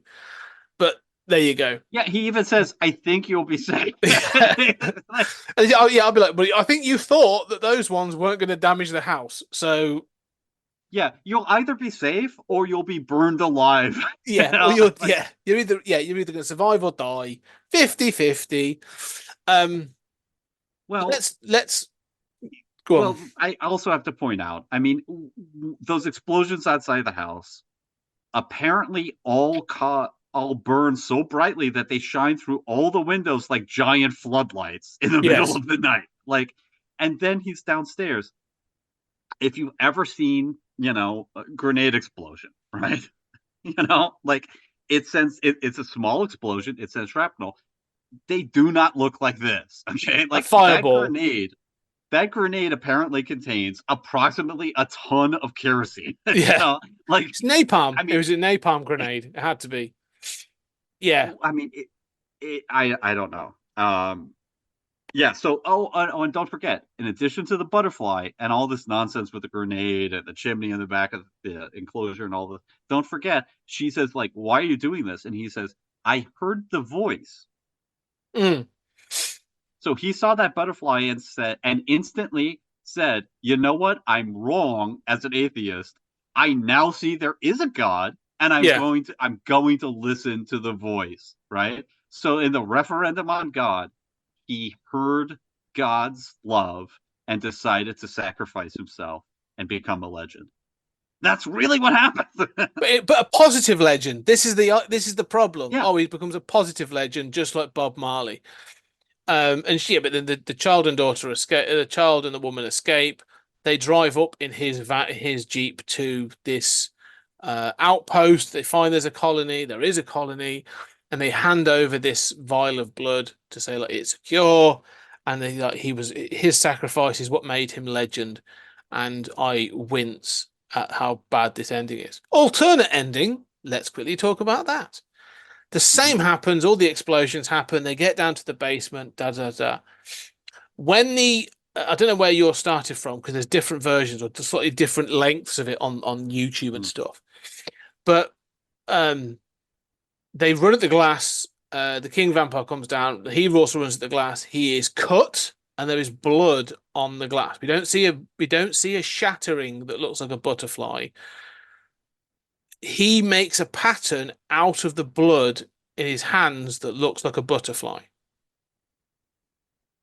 And Neville, and then he looks at the woman on the table. And Neville looks at the woman, turns her slightly, and finds that she has a tattoo at the bottom of her back that looks of a butterfly. So it's showing that he's trying to communicate, that there is a form of communication between this vampire and Neville. And so Neville opens the doors, and pull, steps out, takes her out, takes the blood, as we've seen. The vampire then leans in, the chief vampire leans into Neville and then looks over his shoulder at the Polaroids on the wall, and Neville sort of sees them. And then Neville shoved to the ground, he falls back and watches as the chief vampire sort of takes her off the table. She's breathing, and they sort of communicate, and they sort of they sort of snuggle together a little bit, and then the vampires all leave. And the ending isn't just the woman and the child going up to the colony; it's Robert Neville, the woman and the child, going up with the cure. And you go, okay, so you've still got the positive ending. It still feels like it sucks beyond all belief.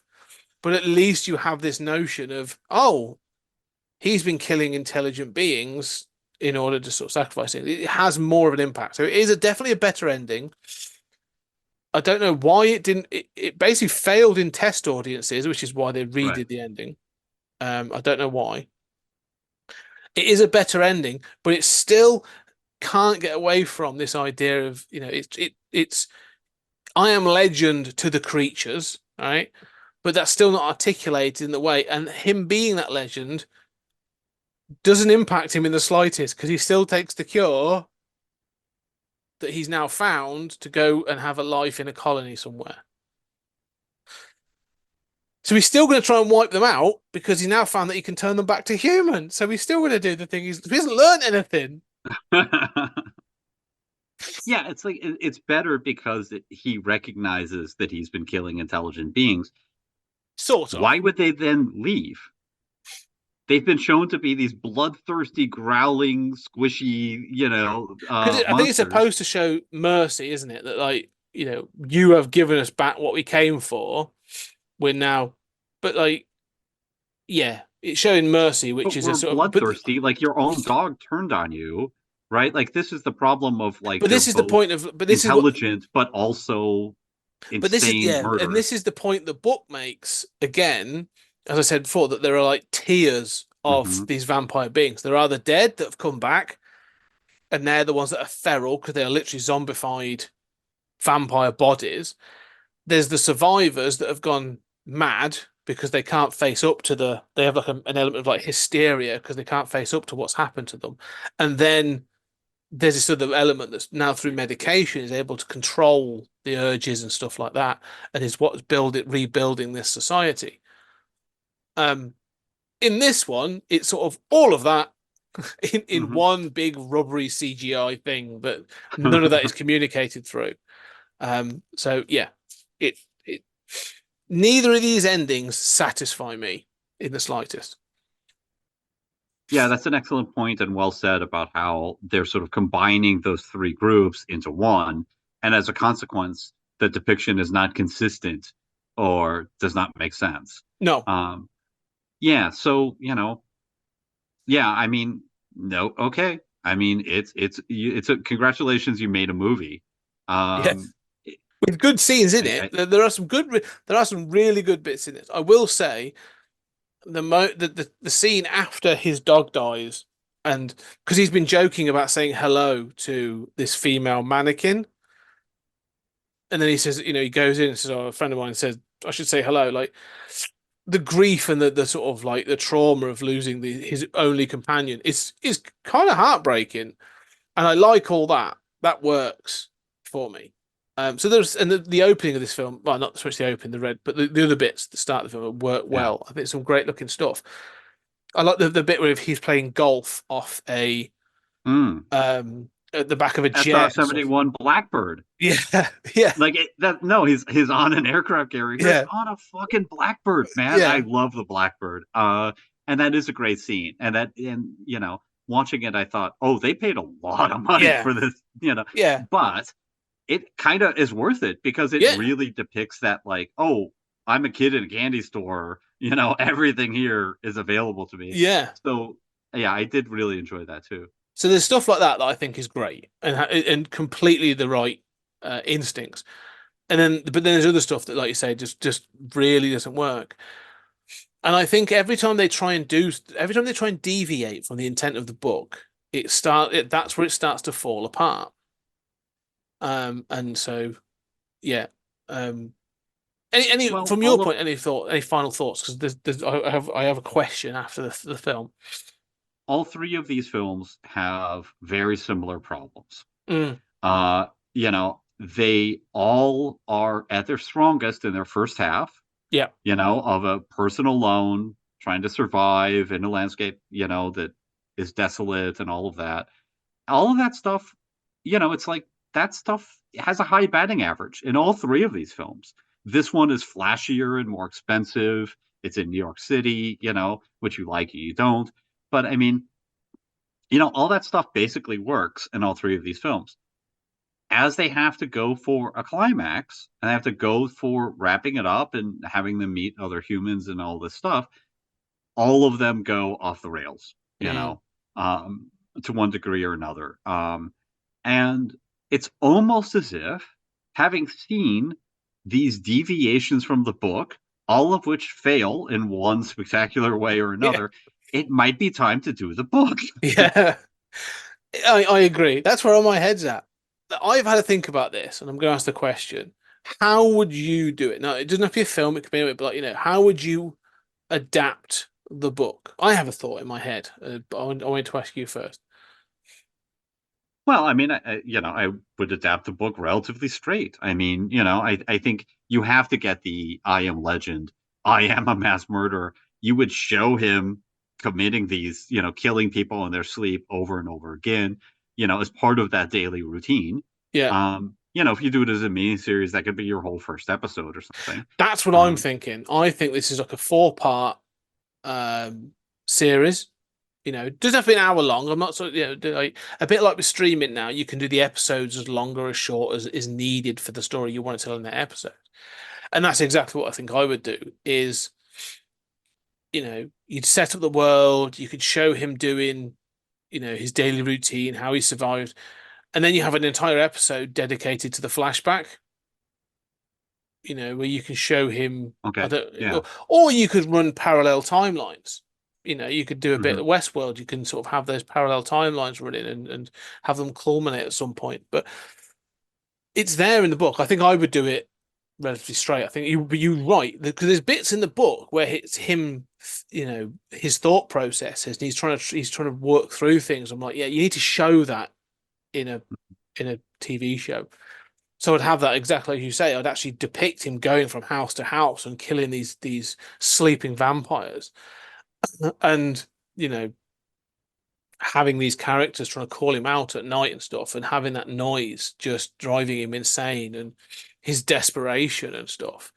But also the thing of trying to educate himself, like reading, going to the library, reading books, and you know, and then show the flashback, the whole thing, like get a better child actor so we can see the death of his Yeah. daughter and his wife, and how that impacts him, and much like, because those scenes from Last Man on Earth that we both really liked, where we see his daughter's body's taken away and he races to the pits to find they're all being burnt, and then as you say, the great line where he says about his daughter being in there, the one of the guys that's throwing the bodies in sort of says, yeah, I've lost people in there too, and you're like, oh shit, this is. I think he even says like, my daughter too. Yeah, and you're Like, sort of like, this is bad. Like, this is a bad situation. Like, and then work up to and have that proper climax where, he comes across a woman, spends time with her. I'm gonna lie. There's a moment in the book where, and one of the things that's underlying in the book, which is very 50s, I think very Richard Matheson. I don't think I'd have to very be careful with. Is Neville keeps talking about um his basically his sexual desire, hmm. because he's obviously alone, and he talks about sort of, this is what I could satisfy myself, but like at night it's not only there's the guy who keeps sort of like, Neville, come out, Neville. It's not just him out there. There's a bunch of like women, naked women and stuff, and he sees them and he's sort of like, they're trying to entice him out with their Mm. nakedness, and he sort of like it's sort of arousing him, and he's like, how I don't want to be aroused by these creatures, but they are still feminine, they're still women, and I am so.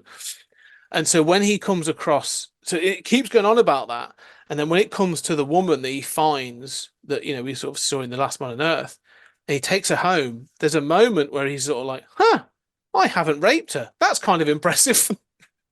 And he's sort of like, it shows that I think my libido is dead. And he's sort of like, that's basically where his thought patterns are. He's like, oh, right, I haven't even thought about, raping her. And it's sort of like, oh, wow, okay, you are messed up. Like, you are not a good guy. Like, Mm-hmm. this world, like the version that's in this flashback is not the version that we're now getting to, that's completely cold to all this and sees these things as objects and stuff like that. And so when Right. you get to the very end, and it's you as you say, like, yeah, this guy, you need, there's a conversation. She escapes because he realizes what she is, and then there's like a time jump, and I think it's like 3 months later. And as I said, Mm-hmm. she's there, like he gets taken out and taken to this cell, and he's been beaten up and stuff and shot, and she comes to him and says, I wanted you to go. I was going to give you the opportunity. You were supposed to run. That's why I left you the note that said they're coming for you, da da da. But then she's the one that says to him, like, you have to die for our society to move on. Like, we're kind of hung up on you at the moment. We can't get past this. You have to die. And that's when she gives him the pills and says, I'm kind of giving you a choice. Mm-hmm. You die here alone, or you're going to be executed in front of everyone. And it's sort of, that's the choice. And that's when he sat in that cell alone, just hears the baying voices outside the window. And that's when he sort of realizes that, I am legend. And I think that's the important bit. That's the bit we've never had, is that realization, like Neville's own realization, where he's like, oh, like, I'm I'm not good. Yeah. I'll just read the final chapter of the book. So spoilers, because we've talked about this story several times. So I want to read this. A coughing chuckle filled his throat. He turned and leaned against the wall while he swallowed the pills. Full circle, he thought, while the final lethargy crept into his limbs. Full circle. A new terror born in death. A new superstition entering the unassailable fortress of forever. I am legend. So it's the fact that, like, he knows he's become the boogeyman. Like, he will forever be, like, they didn't get to see him die. He will forever be that legend. And I think that's the powerful moment that we've never had on screen. Yeah. Well, and you can kind of understand why to a degree. It's dark, right? Yeah. Oh, very But dark. we've had dark movies before. I mean, and especially as you say, like on streaming, there's a little more freedom to Yeah. do this without the pressures of $100 million plus movie or something. Yeah. I think that's the place for this. I want to see a miniseries, that does this book, that does this book justice. I love the book. I think it's a great book. And I think, it's the three iterations of it. And I'm so glad we didn't get the Arnold Schwarzenegger Ridley Scott version. That kind of sounds terrible. But yeah, the three versions we've had of this have been varying degrees of progressively getting away from the source material, which is what's weird. So yeah, I think it's time for a recalibration. Yeah, I mean, and I feel like if you adapt the source material, Yeah, any change you make has always got to be done very consciously.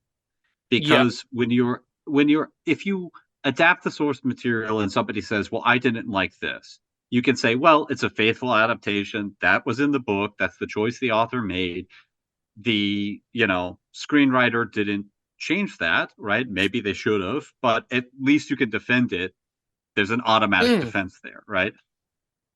If you make a change, and look, all adaptation is change anyway, right? I'm not against making changes, but if you make a change, you should know what that's doing to the structure of the story, know what that's doing to the messages, to the characters, and that change should be conscious in a way that you should be able to defend, right?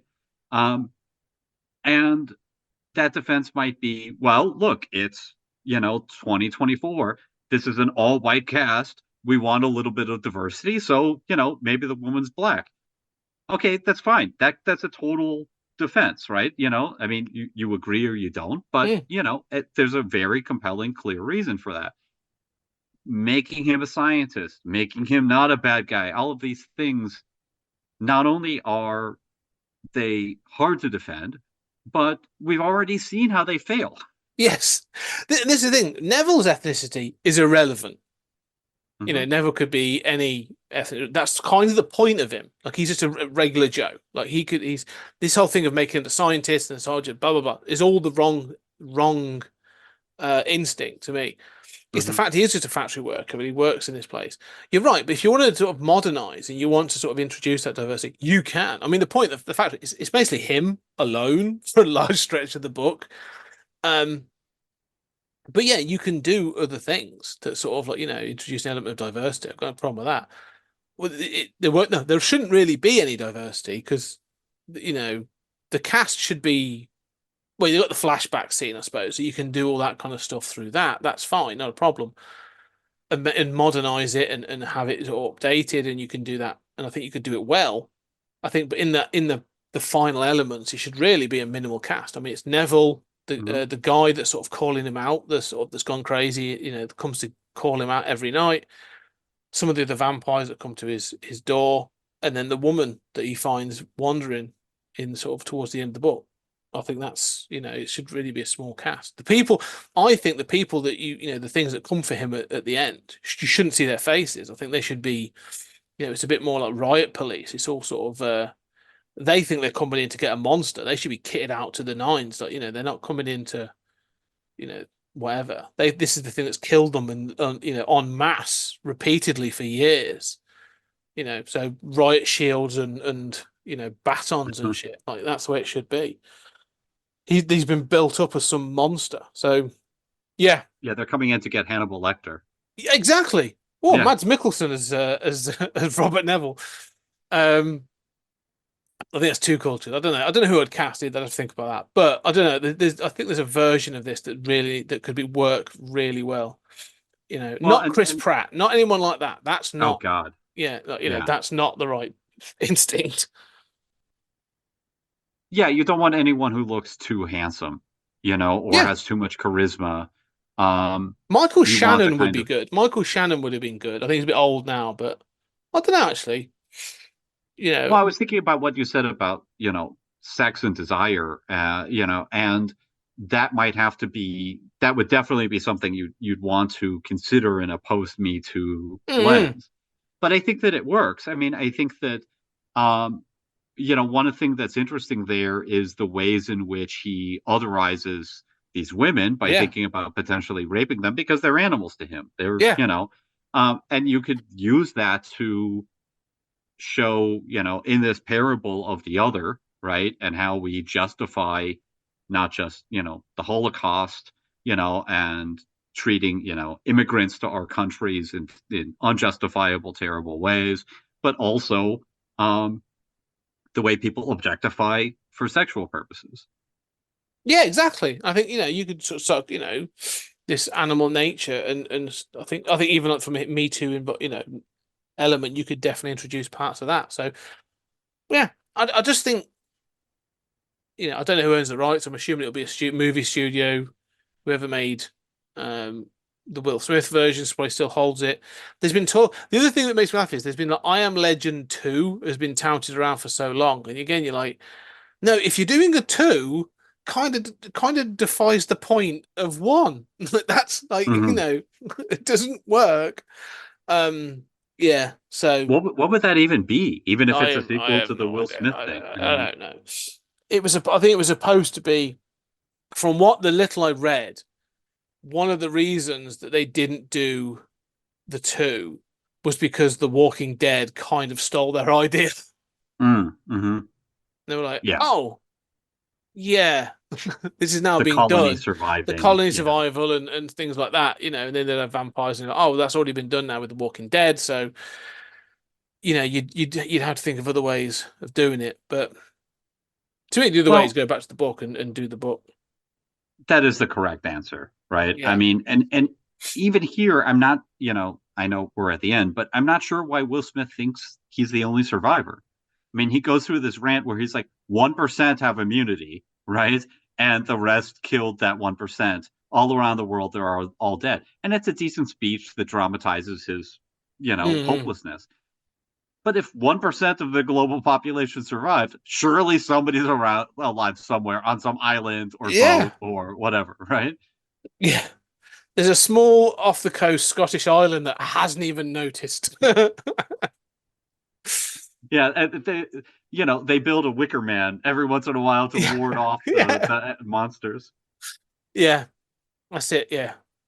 Right. I think we should leave it there. So we've discussed, I think, all of the we've concluded our I Am Legend trek. So I think this has been good. I've really enjoyed this, talking about sort of the 3 different films, the book and the different versions. But you gonna say? We didn't discuss the remake of I Am Legend, God is Real. That's a joke that the point of this movie is. Yeah. We're all I heard the one love. voices. I heard the voices. I Am Legend, semicolon, One Love, is the new title. No, but we're going on to complete another in the next Patreon exclusive. We're going to be completing another franchise in a different kind of way. We're going to be complete. We've mentioned them we actually talked about them off air actually, but we're going to be completing the Quatermass franchise next. We have done the Quatermass Experiment, Quatermass 2, Quatermass and the Pit, and now we are going to be talking about 1979's Quatermass Conclusion in the next Patreon exclusive. I will, of course, do my full Quatermass due diligence. I have it on Blu-ray. I will be watching both the television version, which is a 4 or 5 episode TV special, and the edited down version, which became known as the Quatermass Conclusion. So we shall talk about those and the differences and stuff like that in the next Patreon exclusive. But yeah, if you're on Patreon, you're enjoying this, let us know. Yes, thank you so much Thanks for your support. I mean, yeah, and I hope you're enjoying both this and the main feed. We're giving you something a little bit extra for this season. It's all good. Enough bonuses, and we're doing like basically one every 2 weeks now. We're doing some Patreon exclusive. So enjoy. Let us know what you think. Let us know what you think about this as well. But I Am Legend. Are we on track? Are we too harsh with these films? Or what? And how do you think it should be presented? There obviously have been comics as well. There's a comic version which I've heard is very good. What else should they do? But for now, Julian, thank you very much for this discussion. Thank you, Scott. And ladies and gentlemen, thank you very much, and we shall see you on the next episode.